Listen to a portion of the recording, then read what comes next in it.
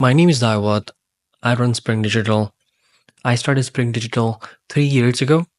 This is my first podcast, and I'm not gonna overthink this again because I have been overthinking this for years now. I love speaking, I love sharing, I love to want to talk to my younger selves, and this is the reason that I'm doing this. So, today's lesson is about what I learned was business basically has a sales funnel. Every business has a sales funnel. It's like casting a net to fish. You cast a net, some fish run into it, and now you have fish that you catch. I know it sounds corny, but the analogy is matching. The amount of fish depends on the net you cast, right?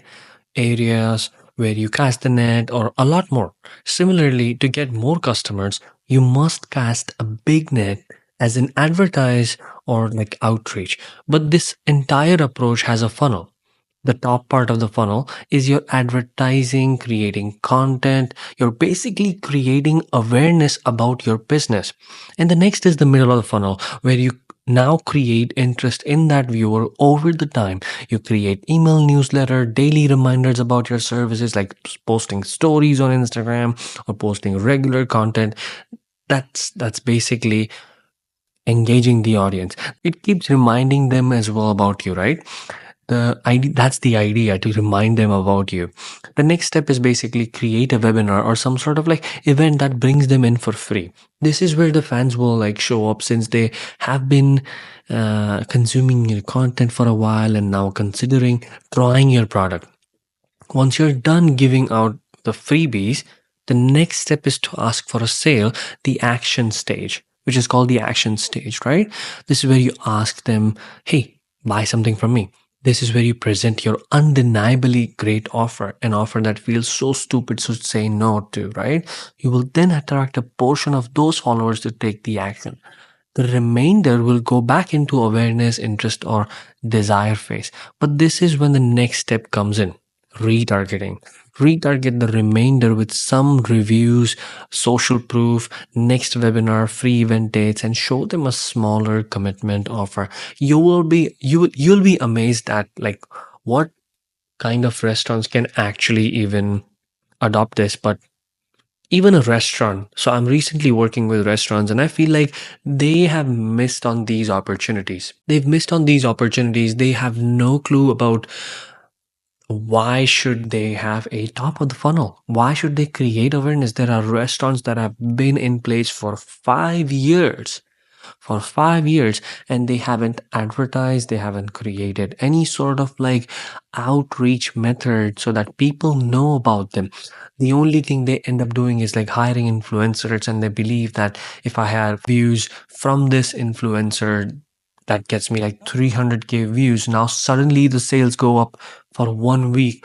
But then, hey, they're not going to remember you, because restaurants typically you have to bring in these people like more than 2 to 3 times for them to love you, because there are millions of restaurants. There's like so much competition when it comes to a restaurant.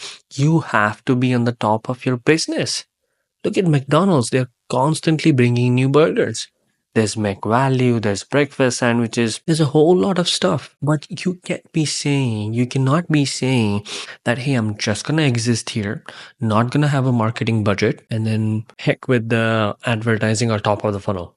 You have to create awareness. If you're, let's say, I'm working with a sandwich shop, which is 100% gluten free right now, and these people, the owner, Sid, he's my best friend. You'll see him on the podcast. You'll see that he wants to create awareness. You have to create awareness. His 100% gluten free facility needs to reach more gluten free people in order to bring them in, make them aware that, hey, I have a restaurant that serves you.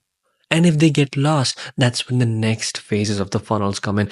But business owners just don't know these funnels exist. And you'll be shocked at, why do I have to make this? So that is why, if you're struggling with your business, if you're struggling with the fact that you have been in business for the last 2, 3, 5 years, and it goes for me as well, I haven't created as much awareness as I should be. You rely on word of mouth, you rely on a lot of other things. But word of mouth is only going to last as much. It's only going to last as much as you have some clients, you serve them well. But hey, if you want to grow the business past in 3 years, you've probably maximized the word of mouth.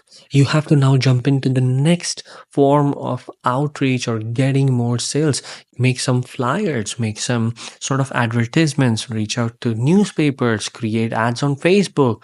There's multiple ways, guys, but you cannot rely on the word of mouth or just having a banner outside a plaza and expect a restaurant to get visitors. Yes, you can have big windows and have your sandwiches stuck to the mirror, but again, people are not going to trust you. You're just another sandwich shop. Unless you are a specifically new service like an AI software. Even AI softwares, now they're getting like millions of AI softwares. How is someone going to trust you that this AI is better than that AI? There's Grok. There's bigger companies. There's Gemini. There's ChatGPT. ChatGPT is monster. And then a small open software comes in nowhere from the east, and then it captures the market, but it still needs marketing. People made content about it, people made it viral. You don't have that viral factor because you're just another restaurant or a service that is like window cleaning service. You're not going to just have clients come in. You're not going to have just a board outside your shop saying window cleaners and people are just going to keep walking in throughout the day. No, that does not happen. You live in countries that have like 40 million people or 400 million people in the States. In India, yes, people do walk into some of the stores, but then they're not retainers. They're not returning customers most of the time. They're just like, they were passing by and they saw your shop and then they want to just inquire. You then close them. But that's not organized structure for a business. You need to be much organized, and that's why you need to know the funnels. You need to have an awareness funnel. You need to have interest funnel. Then is next is the desire, and then the last one is action. So AIDA, it's very important, right? Let's get on to it. Let's make sure that if you're running a business and if you're struggling and if you feel like, oh my God, I just can't have more sales. Why are people not coming in? Why is my restaurant dead today? Well, guess what? You don't have any offers, one. And if you don't want to create an offer, you don't want to give a sale, you have no sort of awareness. People don't know you. Your competitor is advertising for minimum maybe $3,000, $5,000 a month. You didn't make money for the last 7 months. And now you feel like, oh my God, I need to hire someone to do the marketing to bring me people. But you don't have budget for that. That does not make sense, guys.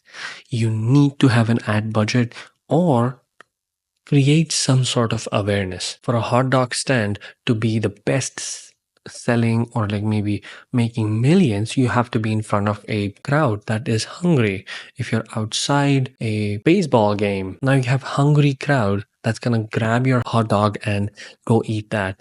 But then if you're not in like in front of a those places are expensive. Those locations are expensive. So again, you are investing in some sort of awareness. Without investing in that sort of awareness phase, you are just relying on having your name outside on the main board. And I'm not sure, maybe creating a Instagram account and posting once in 3 months, or like hiring an influencer, pay them $500, have them create a video for you, and then have 1 week of sales come in, make 3 times up the amount, and then be like, oh my God, am I just gonna rely on influencers? But then someday you wake up and you're like, maybe I should become the influencer. No, you just have to choose one channel of advertisement or outreach or any sort. For restaurants, I've learned this, that like there is only 1 to 2 ways.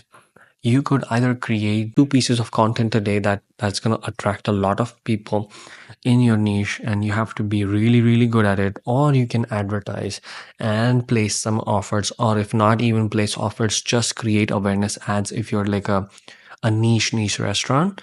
All the best to you, and I hope all of you succeed. So this is my first episode. It's called Everyday Business. You can follow me on Instagram, and I'm not gonna advertise anything on here for now, but this is my way of sharing, and sharing is caring. So all the best. Have a great day. Bye.